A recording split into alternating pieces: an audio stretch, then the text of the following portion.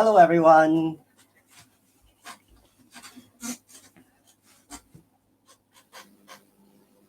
Can you hear me? If you can hear me and you're watching, just say hi in the chat box so I know that you can hear me.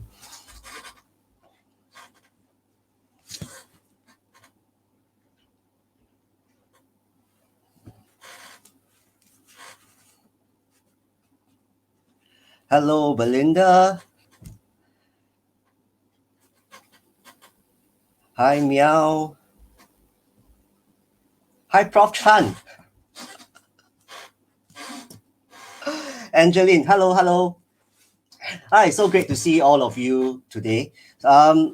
Well, this is really the first time I'm streaming live to my Facebook profile. I typically do this only for my private group, which is a group that I set up to support my students who are pharmacy technicians in training. And I realized that it is very difficult to study all the drugs, just like how I struggled very much in school. So I wanted to give them a platform where they can ask questions, where we can talk about things that are both pharmacy related and non-pharmacy related. So for the past 3 weeks actually, we had different guests who came on to the show, and I tried to show my students a different side of what pharmacy actually is. We had first week we had Jocelyn who came in. Jocelyn is here as well. Jocelyn came in and she shared about her work as a pharmacy technician in the hospital. Second week we had one of our trainers, Justin, come in, and Justin actually shared what it was like in the industry and what it is like being a trainer, how he actually got into teaching. Last week we had Raymond who came in, and Raymond is a pharmacist who specializes in informatics, and he basically shared with everybody what it was like to find your niche in pharmacy, because he specializes in IT. That's not something a lot of us can do. So this week though, I think it is time for me to share some of my thoughts, because a lot of the students might know me as a trainer, they might know me as a coach, they might know me as a speaker, but maybe they don't really know a lot about how I got to do what I do. And I thought I'd take this afternoon to share some of my thoughts on how I got to do what I do, why I do what I do, and even certain tips on how I found fulfillment at work, because I've really enjoyed my work thus far for the past 10 years since I've graduated from school. So I'd like to share some things that impacted me, and maybe it will impact you as well. Okay, most people who know me would know me for three things. Either you know me for my work in pharmacy, or you know me for my squash, or you know me for my training or my speaking work. And all these things have a very big impact on me and on my life, because it created who I am. But the real question is, how did I actually get started in pharmacy? I mean, like, why pharmacy? There are so many things that I can study, but why pharmacy? Well, how many of you have heard of this condition, or this condition called autism? All right, if you've heard of autism, well, just type yes in the chat so I know that you've heard of this before.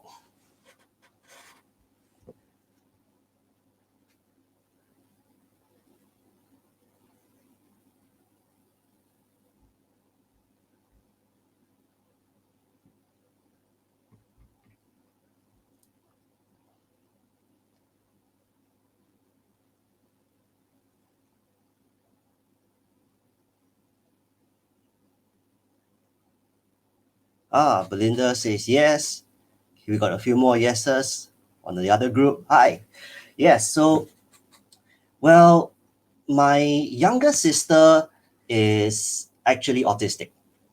All right, so autism, it occurs across a range, right? So there is the high functioning ones. I had some friends who were in school, who were university, who told me I was once autistic. I was like, wow, okay. And that's the high functioning ones. And on the other end of the spectrum, there is actually the lower functioning ones. And my sister happens to be on the lower end. So as a young kid, when I was about 14 years old, I actually asked myself, what do I want to do? And as I thought back about my life, I said, wow, quite difficult for my parents to bring my sister up, right? Because right now, my sister, she is 27, but the way she communicates is still, meh, meh, meh. So there's that inability to express herself verbally. So back then, when I was 14 years old, I thought, what am I going to do? To, what can I do to make things better in the world? All right, and that's where I had this dream at 14 years old. I told myself I want to save the world. Well, the big question is, how do you save the world? And when I went to read up and when I thought about it, my dream at 14 years old was to create a drug. I don't know what kind of drug, I don't know what kind of condition, but my dream was actually to create a drug. And if I could create this drug, and if that drug was approved, I cure millions of people in the world. Right. So that's where my dream of pharmacy started, back all the way when I was 14 years old. Well, some people ask me, hey, why don't you consider being a doctor? Well, doctors do great work, but at 14 years old, when I thought about the kind of impact that a person could have, I always thought, hey, as a doctor, maybe I do one surgery, I cure one person. But if I create one drug, I cure millions of people. Right. So since 14 years old, my dream has always been to study pharmacy. And I pursued that, all the subjects that I had to take to study pharmacy. And thankfully, I got into pharmacy in NUS. Life in pharmacy wasn't easy. I think most of you would know. My grades were never, one of the top. But I joined a lot of activities in pharmacy. I learned a lot of things. And when we graduated as pharmacists, we actually have a choice whether we go into clinical practice, which means you go and see patients, or whether you choose to go into the industry side of things, of which you don't need a license. If you want to see your patients, you will need a license. So I think I shocked a lot of people when I said I decided to go and do my pre-reg. And when I spoke to one of my closest friends in pharmacy, she's my lab partner, and I said, hey, I'm going to study pharmacy. And she looked at me and she said, hey, you don't kill anybody. And I was like, oh, okay. Can. I try my best. All right. And that's how I actually got started in clinical practice. Well, I knew I didn't want to work in a hospital because, I had the opportunity to go for an attachment after my year 3 in pharmacy. So I decided to go into community pharmacy. In community pharmacy, the interesting thing about the place where I work is that other than having to serve patients or customers, you actually are able to understand a bit about how business is run. Because at the place where I work, we were all store managers as well. And there was a very steep learning curve. But throughout the 5 years that I worked full-time and the years after that I worked part-time, I started to understand what it was like in pharmacy. And as time went by, here's the first big challenge that I noticed in pharmacy. How you are perceived by the public or your customers or your patients really depends on how you come across to them. Right? You could be the person that whatever the patient wants, you just give to them, or you could be the kind of pharmacist where you try your best to ask an extra question, try to build a relationship, and really try to understand from your patient's perspective why they need what they need, why they're asking for what they're asking for. And here's why it's important. Right? For those of you who are in pharmacy, you would know that there are a lot of products now that can be bought off the shelf. Off the shelf means you don't even need to see a pharmacist. Well, last time, we have these medicines that are classified by law as pharmacy-only medicines. And if you want to purchase it, we have to do compulsory recording, right? That's required by law. But a lot of these products have now moved into the GSL or general sales list. And what does general sales list means? It means that if you open a mama shop downstairs, you can even sell that product. And we have different painkillers, different anti-allergy medicines that are moving down. And therefore, what that also means is you don't need to see a pharmacist to be able to purchase these medicines. So then the focus comes, if the patient doesn't have to come to us to get a medicine because it's not required by law now, how safe can they be?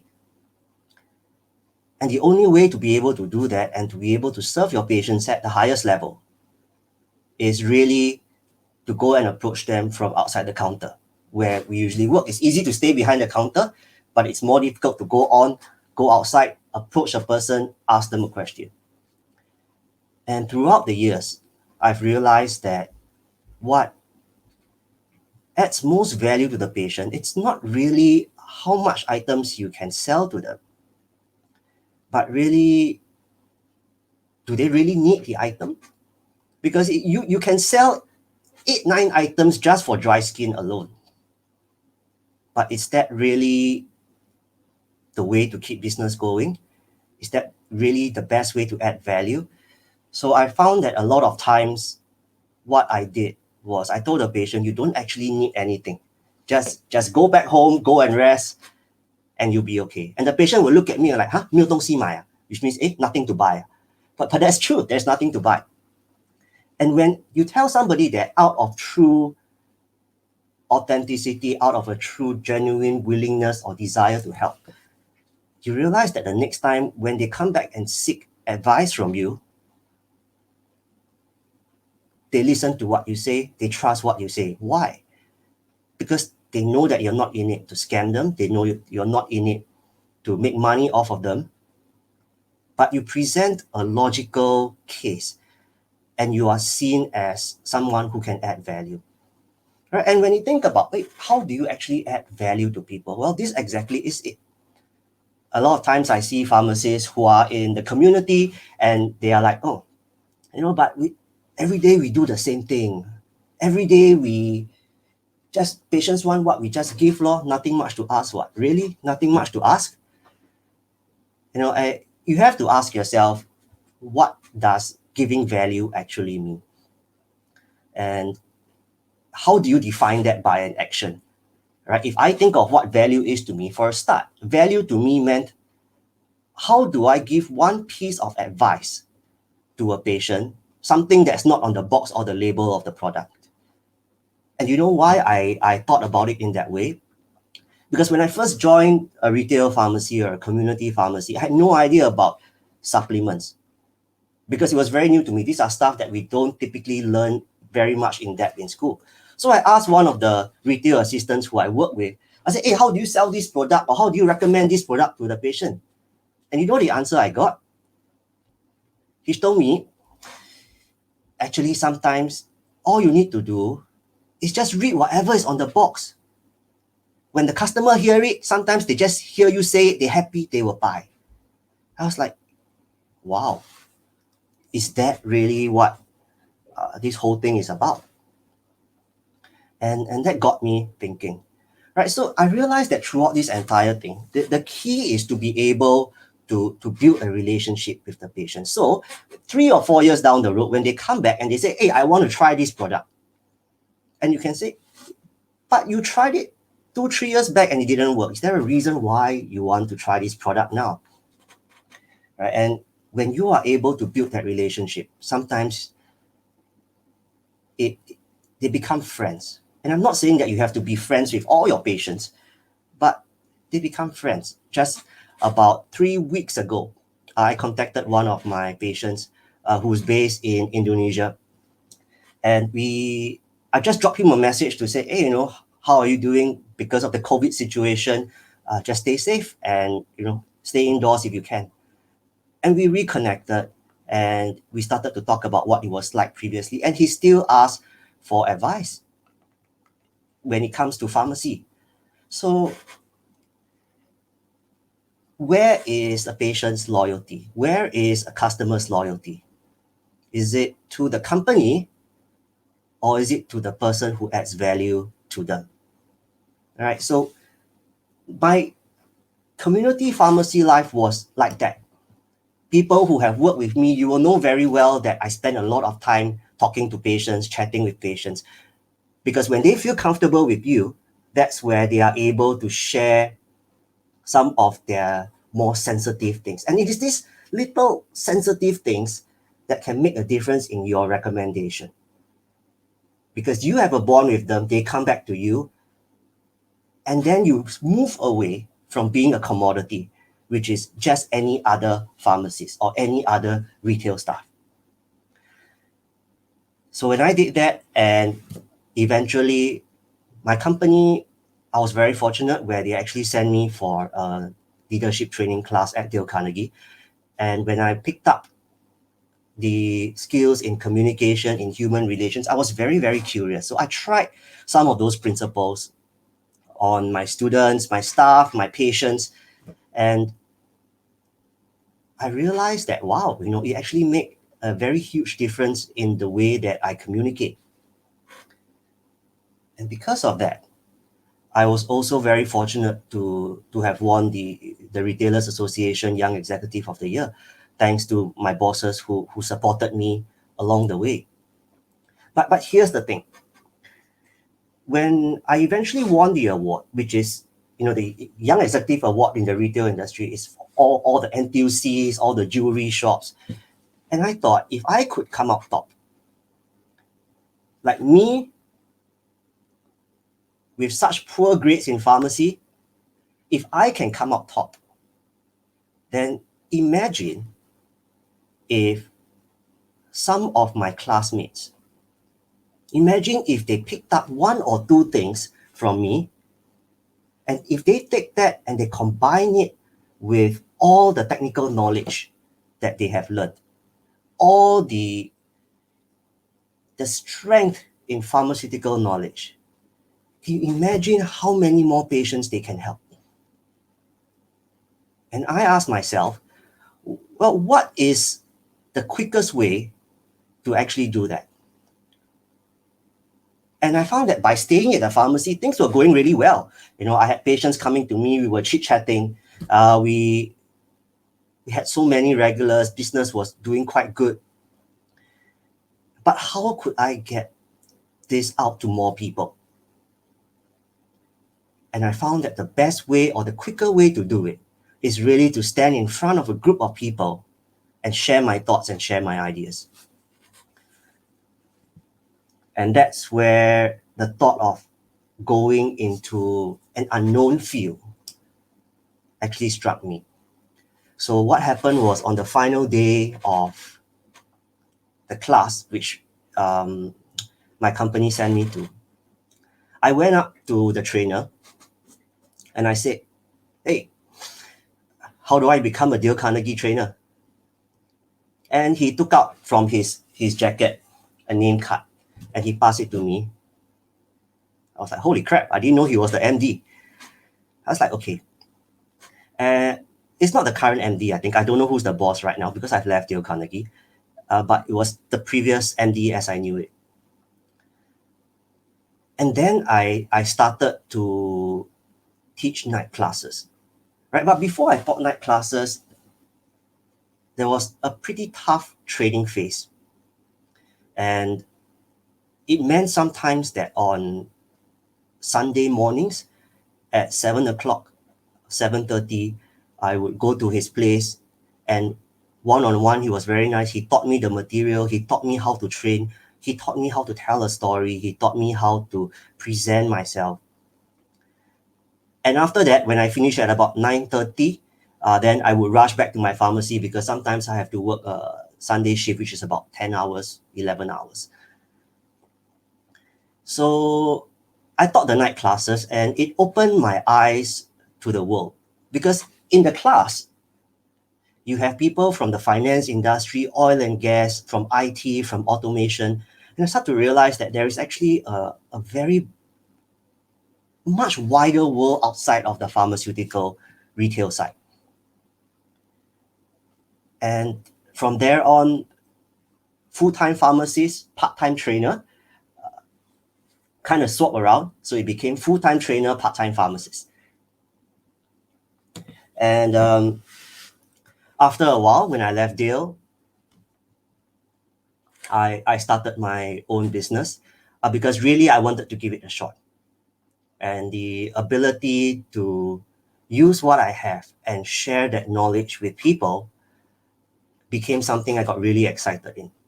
But I didn't really know what to do because, come on, I'm a pharmacist. I'm not a business person. Yes, I did know how to run a shop, and I treated the pharmacy like my own business. But hey, seriously, starting on your own, how do you even register a business? What's the difference between a business, a company? Is there any difference? How do you actually start? And that really got me stuck. So I tried really hard, and it was only during my reservice in Army that one of my friends brought to my attention this website where the government does all their procurement. And I saw this project. They're looking for an elective module on healthcare specialists, and those are for secondary schools. So I was like, what on earth is this? So I called my friend who came down to the business center, and I asked him, I said, what on earth is this? Can you explain it to me? Well, he was an MOE person.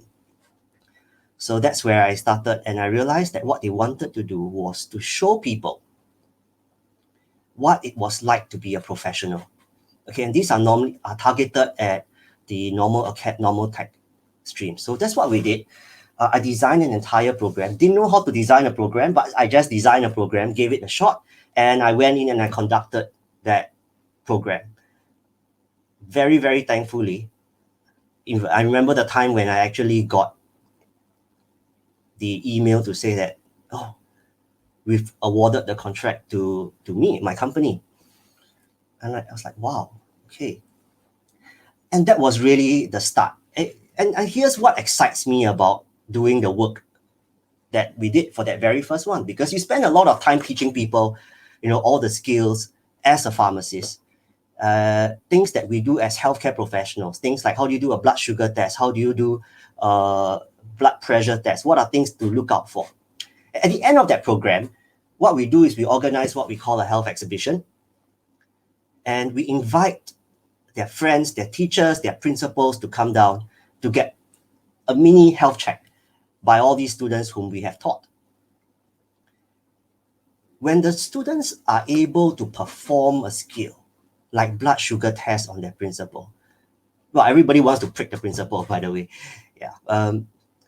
But when they are able to perform a skill like a blood sugar test, they start to realize that, hey, yes, I may be from the normal stream.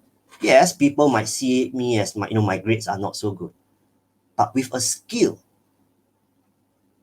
if I'm good at that skill, I become useful to community. And that is where they start to realize that it is so important to be able to gain a skill set and just be really, really, really good at it. In this case, the skill set we were showing them is healthcare. And it's so exciting to know that many of them have gone into healthcare, not necessarily pharmacy. Some of them have joined they've joined optometry, they've joined nursing, some of them have gone on to become the ambulance response, the team, the paramedics. And when we see those pictures of them wearing their uniforms and serving the patients, it kind of gives a sense of fulfillment that is really hard to explain. You're just so happy. And here's why I think that work is so important. If right now there are more avenues for a person to bypass a healthcare professional, you can go on Google to find all the healthcare information you want. But the problem is what information is correct. How do you know what you are supposed to do or what you're supposed to not do?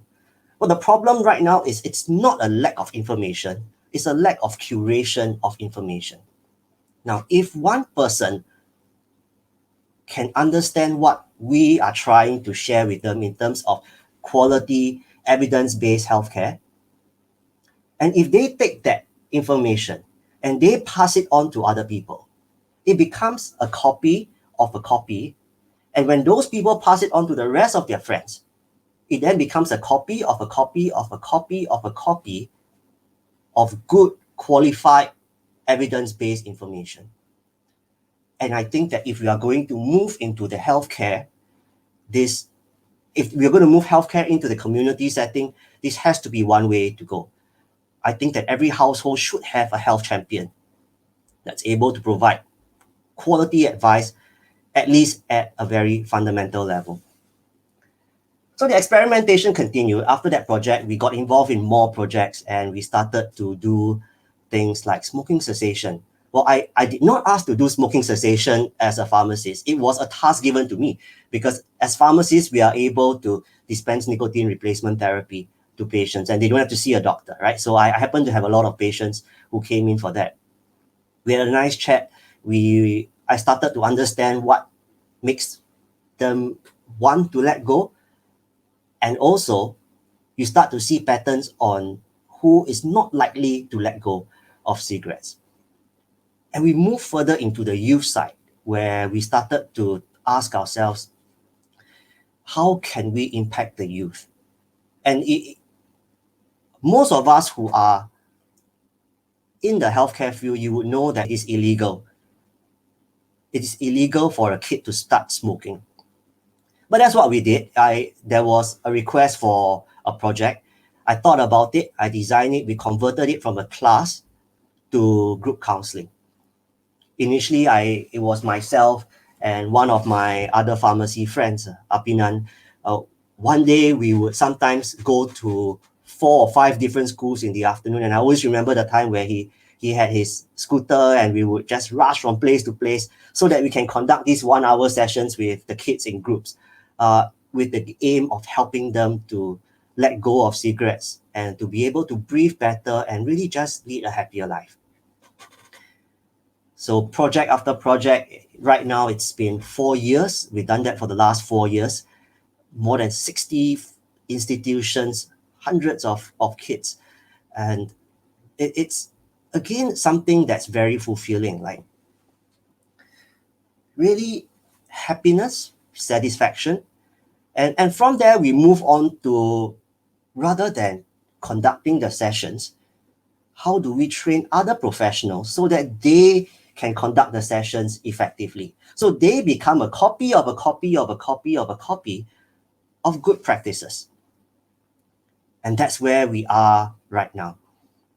Spending a lot of time, we work with HPB, we work with SAF to be able to deliver our programs. And hopefully that will help to reduce the number of smokers in the community. And that brings me on to our topic. Like, it seems like everything that I've spoken about, I'm very happy, I'm very fulfilled. There's meaning to what I do. So when I ask myself, how do I feel this way? Especially when I hear of people who don't enjoy their work, or a lot of them will tell me they just go to work for the paycheck. Well, it's not wrong. I do agree with Raymond, who we spoke to last week. He also thinks that it is not wrong. But really, the question you want to ask yourself is, how satisfied are you, and how willing are you to live with the status quo? Right? So if we talk about fulfillment right now, what does fulfillment actually mean to you? Does it mean happiness? Does it mean satisfaction? And if it means happiness and satisfaction, for whatever you are doing right now, think about it, right? What would your life be like if you were more fulfilled in your work? Whatever fulfillment means to you, right? If you had that level of fulfillment, what would life be like? What would you be doing? What position would you want to be in? What kind of work do you think will give you fulfillment? Right? And if you ask yourself that, and you say, and you ask yourself, are you there right now? Well, if you're not there right now, then the next thing you want to ask yourself is, you are here, if fulfillment is up here, how do you bridge that gap? Like, what is that gap that leads to the satisfaction that you want to feel, that happiness that you want to feel? Is it more money? Is it a higher position? What exactly is it? And you find that usually when there is a gap to cover, there is something that you need to do to bridge that gap. What exactly is that something? Could it be more education? Could it be a different skill set that's not related to the gap that you want to cover? I mean, your main work, but it helps you to cover that gap. What exactly is it? Right? And here are three things that I found. Okay, when you want to be fulfilled, there are two ways of thinking about it. Okay, the first way is some people will think that do what you're passionate in and you do really good at it. And to a great extent, that's true. But how many people have found their passion from a very early age? It's not always the case, right? Well, the other way of thinking about things and is thought of by this person called Cal Newport. So he wrote a book, and the title of the book is something like "So Good That They Can't Ignore You." And his concept is this, right? There's another kind of mindset called the craftsman mentality, where you become passionate at something not because it was inborn, but because you got so good at it. That's why you became really passionate about it. So at this point, you want to ask yourself, which mentality do you subscribe to? Do you believe that passion is something that someone is born with? Or do you believe that a passion is something that is developed because someone has gotten good at a particular skill? Right. So at this point, we have to agree that if this is where you are, this is where fulfillment is, something has to happen for that gap to be covered. And what has to happen? Right. Now I want to share with you the three things that I thought of. If you want to cover that gap, there has to be a sacrifice. It could be a sacrifice of time. It could be a sacrifice of money sometimes. It could be a sacrifice of relationship, time with your loved ones. What is it? Is it a sacrifice of your own free time? So I remember when I was a kid. Now, some of you know that I like to play a lot of squash. Right? I came from a neighborhood school, and my school, Anderson Secondary, was not famous for squash. The top schools in squash were always the independent schools, the ACS, the RI, the Chinese High, SJI. And my dream was actually initially was to make it just to the school team. But after a while, once you play a while, you know that you can make it to the national team. When I eventually got to the national team, people look at me and they say, wow, how did he make it to the national team? Not from top school. That's what they see. Up to the point where I remember when I was 16 years old, there was a year where I won the under 17 junior championships in the country. Now that's what people see. But here's what people don't see. After school, when we go down to Kallang for training, we train until maybe 8 plus 9 o'clock. Sometimes I go back, but many times what people don't see is I would go to the Kallang practice track, and when nobody is looking, I run 10 km on my own as a 15-year-old. And the pain is this. The pain is when you have run 10 laps, and you know that you're not there yet. You have to tell yourself through the pain, one more lap, one more lap, one more lap, one more lap. Your legs are burning, but your mind says keep going. When everybody is at home, resting, sleeping, on the way to dinner, I was at the track. And that's the sacrifice. It's a sacrifice that sometimes no one sees, but if you want to move up and pick up a new skill set and achieve fulfillment, you have to be willing to sacrifice something. Could that something be night classes? Could that something be 1 extra hour at work and not being paid for it? What is that sacrifice? And that's when I think about that, and I think about all the students who come for our night classes, it's a different level of respect for them, because they could be spending time with their loved ones, their families, but they chose to come to a night class to study something that's so difficult and still be able. I mean, they did it with the hope that that would bring them to a different level in their career and different level of fulfillment. So if you want to be fulfilled in your work, and if you know the skill that's required, the gap that you need to cover, what are you willing to sacrifice to get that? Right? And that's the first thing that I will ask you to consider.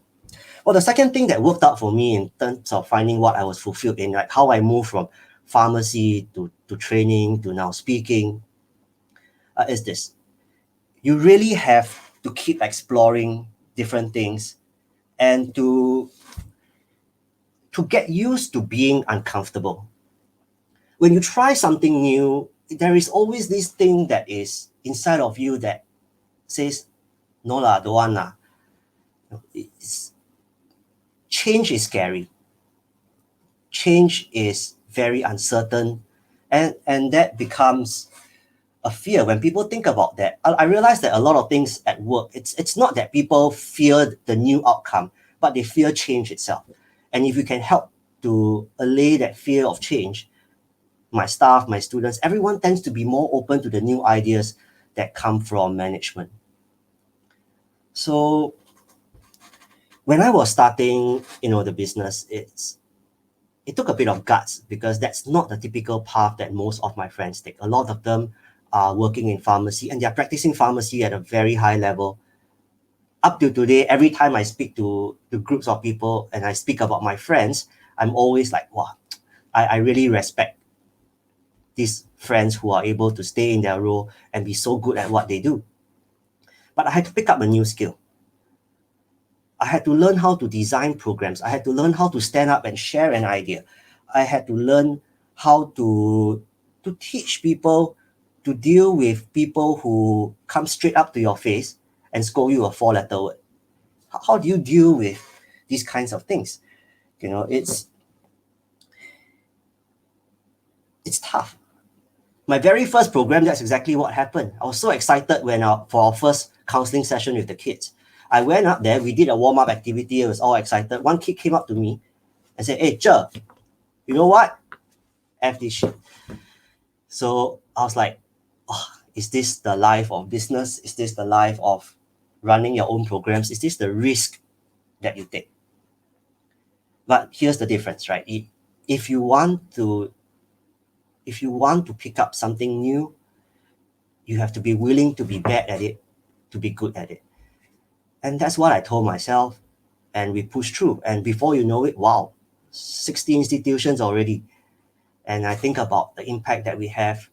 If one piece of advice that we give can make a difference in the kid's life, it becomes all worth it. And it becomes worth it where you see what could happen if there was no guidance for them. And that's because I volunteer at the prisons on Saturday mornings when we have a program there.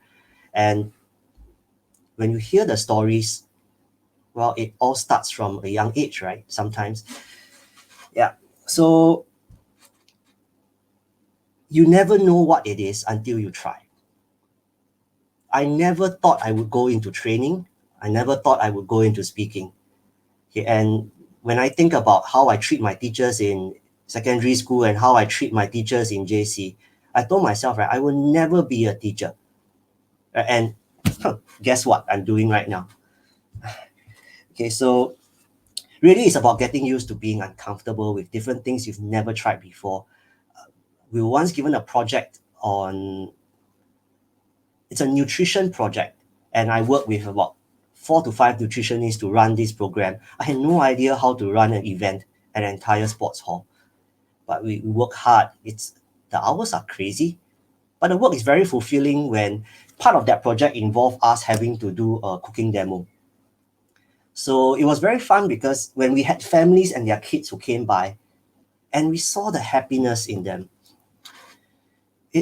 I never knew that a cooking demo could bring so much happiness to a family. And when you see that bonding, and at the same time, while they bond, they learn new skills in nutrition, it's unbelievable. That kind of feeling, it just brings a smile that money is very hard.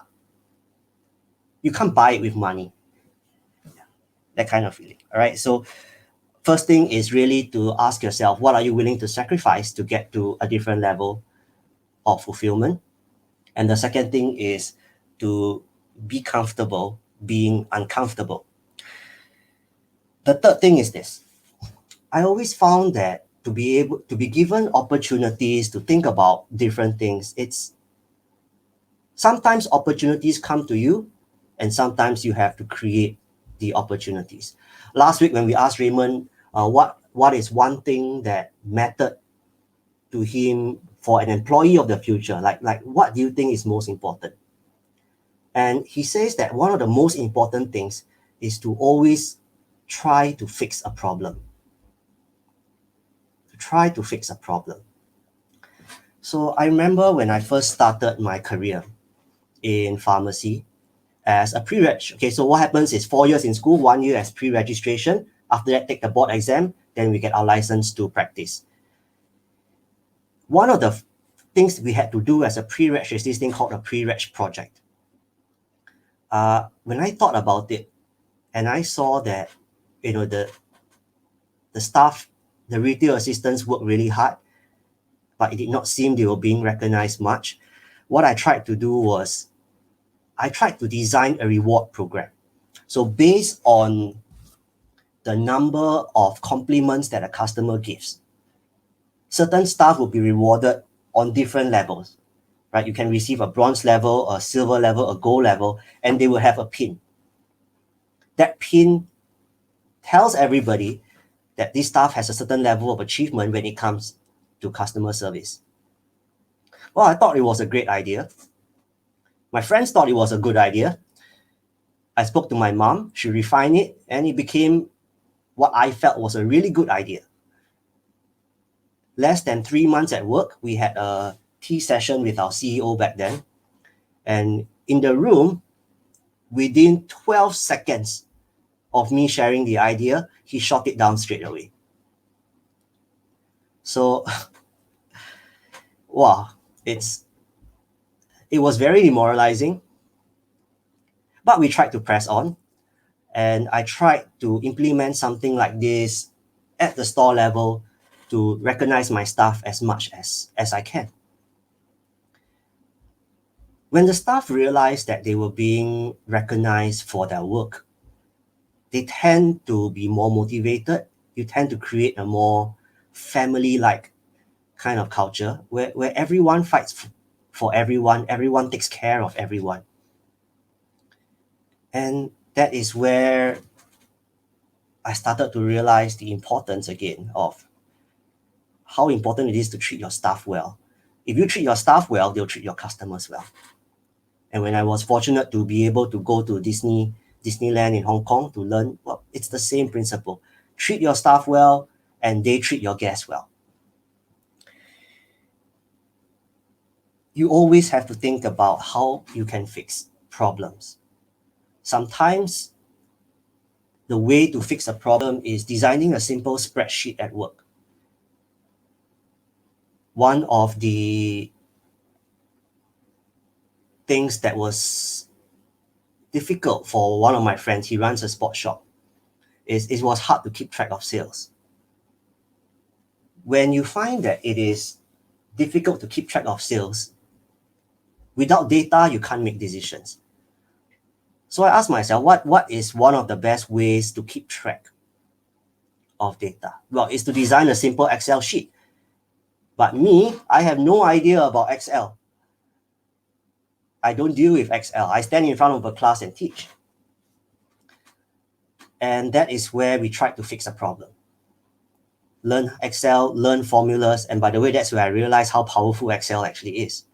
And now we created an entire sales document where when you track sales by day, you know which day you cannot afford not to go to work. Right? So really, how can you fix a problem at work? Doesn't have to be a big problem. It could be a small problem. When I was working in the hospital, in the first 3 months of my work, we had to do some project. And a simple project like managing when the retail staff go for lunch save us almost $50,000 just by a simple tweak. And of course, I worked together with a great group of staff that helped me to implement this. What's a problem that you can fix at work? And if you can find a way to fix that problem, you find that you have a contribution to the environment that you work in. And that is where you pick up new skill sets, you form greater bonds, and that adds to fulfillment at work. All right, so yeah, when I think about my career, these are probably the 3 things that I employed the most to be able to continue to enjoy what I do. All right, firstly, you want to define what that means to you first. All right, what does fulfillment mean to you? Once you define that, think about 3 things.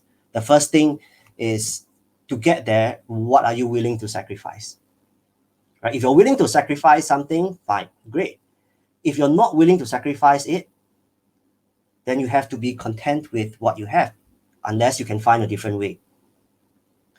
The second thing you got to think about is you have to be comfortable being uncomfortable. And when you're comfortable being uncomfortable, you take yourself out of your comfort zone. And that's where amazing things happen. You pick up skills that you never knew you could pick up. You do things that you thought were impossible at the start. You do things that you were not even trained to do. And when you think about, oh, is it even possible to do such stuff? Well, everything is impossible until someone does it, right? So learn to be comfortable being uncomfortable. And the final thing really is think about how you can fix a problem. If you can fix a problem at work, doesn't have to be a major thing. You don't need a whole policy overhaul. But if you can fix a little problem at work, you tend to realize that you have a greater contribution. You make your working place a better working place, and you have a stake in it. And that's where you have fulfillment. That's where you have satisfaction. And honestly, that's what gives you happiness. It's the kind of thing that you wake up in the morning and you open your eyes and you be like, yeah, I might feel tired, but I'm happy to go to work. And when I get to work, I feel like I'm making a difference.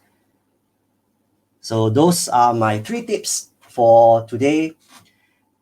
I've been talking for quite a while now, but any questions that you have for me, just feel free to type it in.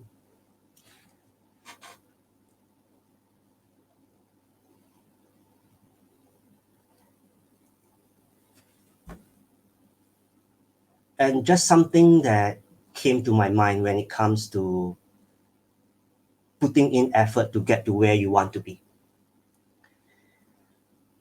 I think a lot of people at work complain a lot.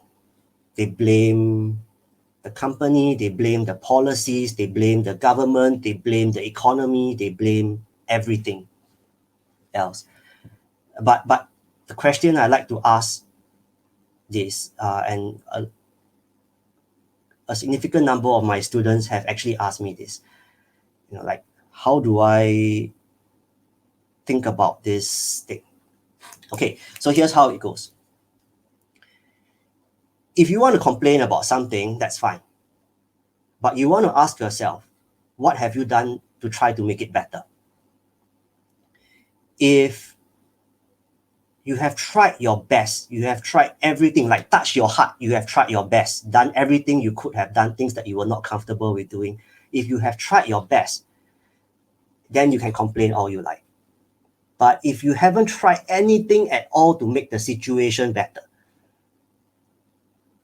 and you're sitting there just complaining, I think you have no right to complain. Yeah. So do your best and try to work things out. Right? And that's where you realize that you can make a very, very big difference. Okay, so that's all I have for you today. Next week, hopefully we'll be back with another guest who will be able to share their thoughts, share their ideas. And thank you to all of you who stayed with me throughout this entire chat. It's my first Facebook Live on my profile. So I hope you enjoyed it. Let me know what you thought about it. Let me know what you've learned from this session. And we'll chat again soon. See you guys. Bye-bye.